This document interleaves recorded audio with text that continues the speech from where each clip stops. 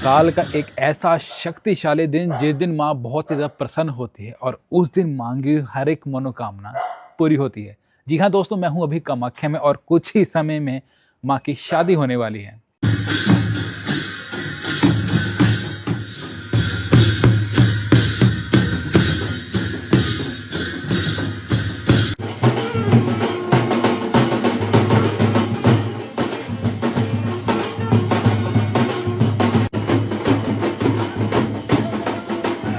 तो दोस्तों, अभी मेरे साथ जो यहाँ पुजारियों के हेड, जो कि दलौई हेड बोले जाते हैं, वो हैं। नमस्कार पंडित जी, मेरा पहला प्रश्न ये है कि जो कि माँ की शादी कुछ ही टाइम में आने वाली है, और ये मेरा प्रश्न है कि जो इस दिन ऐसा क्या खास होता है, क्या ग्रह नक्षत्र जो होते हैं, और इस दिन मैंने सुना है कि इस दिन माँ को बलि नहीं चढ़ाई जाती है। नमस्ते। जो पुष्य विवाह जो पुष्य नक्षत्र में होता है, उस विवाह इसी दिन में जो नक्षत्र जो होता है, वो नक्षत्र पुष्य नक्षत्र जब पड़ते हैं उसी टाइम में ये विवाह का मुहूर्त आ जाता है और उसमें विवाह संपन्न होता है। और इसका जो तिथि है वो द्वितीया या तृतीया, ये तिथि में विवाह संपन्न होता है। इस विवाह का ऐसा मान्यता है कि ये जो हम लोग का जो विवाह संस्कार जो होता है, वो सभी संस्कार इसमें होता है और ये पूर्ण रूप से इस संस्कार को करके यहाँ पे माँ का मंदिर में परंपरा से जो होता आ रहा है, उसी से माँ का विवाह संपन्न किया जाता है।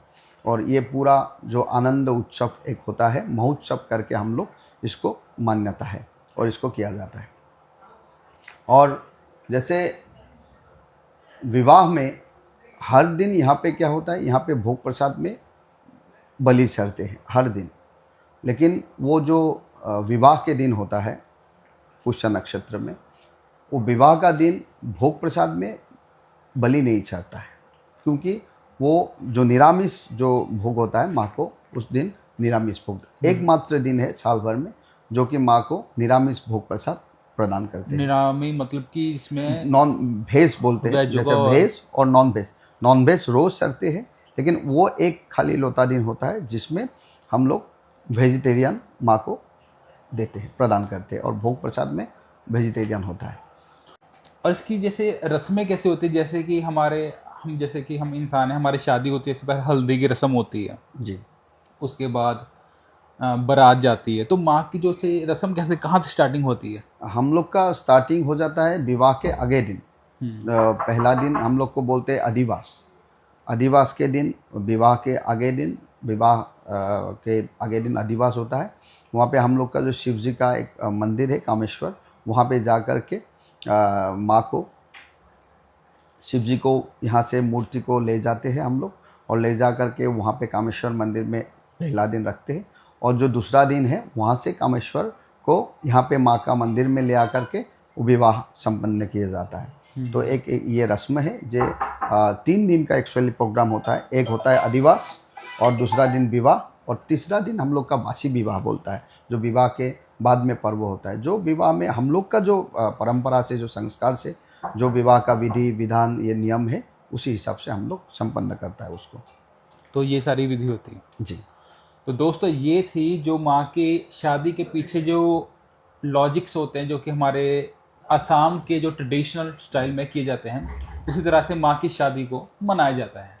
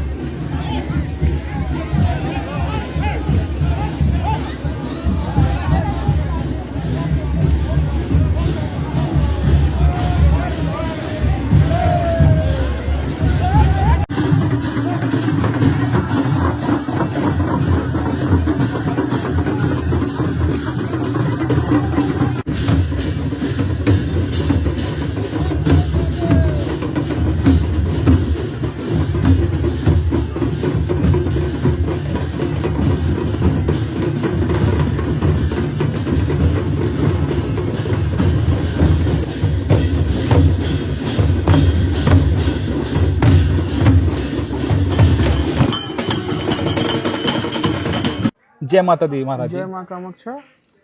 आप माँ के शादी के बारे में जिज्ञासु हैं, तो ये जो पर्व है आ रहा है 18 तारीख को।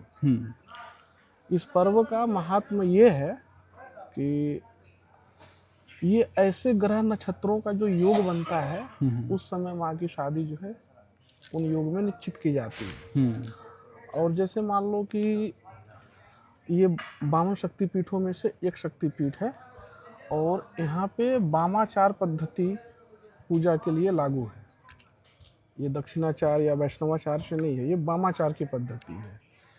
तो यहाँ पे प्रकृति और ब्रह्म 18 तारीख को एक होंगे, यानी दृश्य और दृष्टा दोनों एक होंगे। तो यहाँ पे माँ कामेश्वरी जो है राजराजेश्वरी का रूप धारण करती है और भगवान भोलेनाथ जो है कामेश्वर राजराजेश्वर का रूप धारण करते हैं।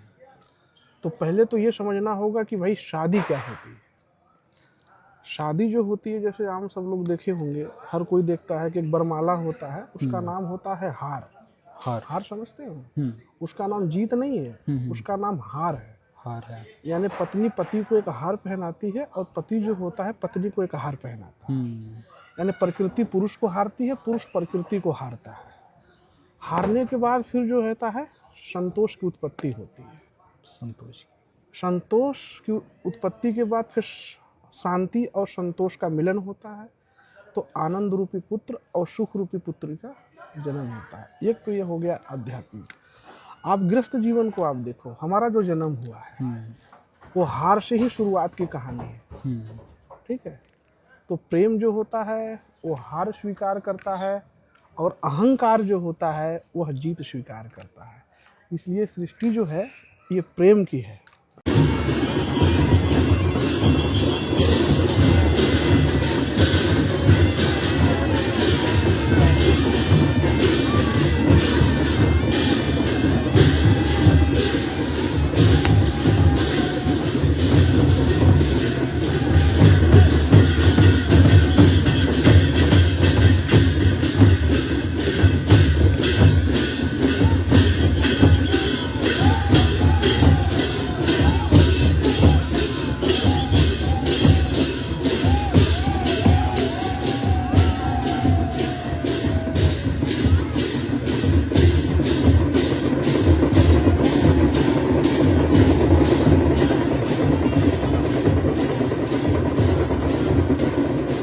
इसमें जो भक्तों का जो जैसे फल है, तो जैसे कि जिनके पति पत्नी में दाम्पत्य जीवन में जैसे कलेश हो रहा है, झगड़े हो रहे हैं और नाना प्रकार की उनको समस्याएं उत्पन्न हो रही हैं। ठीक है, तो अगर पुरुष वर्ग है परेशान स्त्री वर्ग से, तो उन्हें जो है माँ को श्रृंगार वगैरह पूजन वगैरह उस दिन करने से उस दिन माता जो है राजराजेश्वरी का रूप धारण करती है और हर प्रकार का अभय वरदान करने में सामर्थ्य होता है। और भगवान शिव जो है उस दिन राजराजेश्वर का रूप धारण करते हैं। स्त्री अगर अपने पति से परेशान है या अपने पार्टनर से परेशान है, तो वो भगवान कामेश्वर का श्रृंगार पूजन प्रार्थना करने से उनकी जो है गृहस्थ जीवन में खुशियाँ फिर से लौट जाती हैं।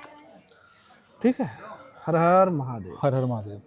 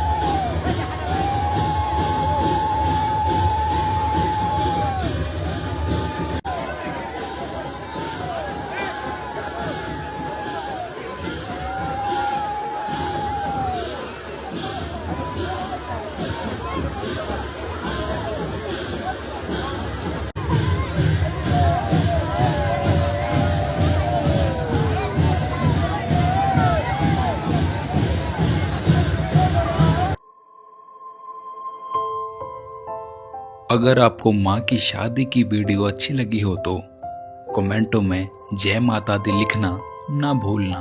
तो सबको जय माता दी।